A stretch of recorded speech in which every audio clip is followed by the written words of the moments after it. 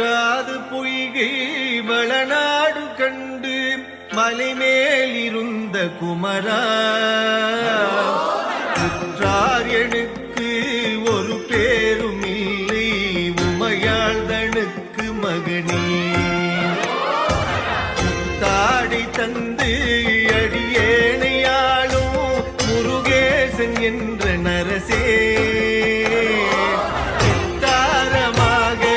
மயில் மீதில் ஏறி வரவேணும் என்று நருதே ஆலாலமுண்டோன்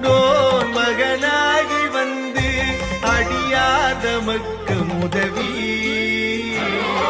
பாலூரல் உண்டு கனிவாய் திறந்து பயனந்தெழுத்தி மரவே மாலான வள்ளி தனி நாடி வந்து வடிவாகி நின்ற குமரா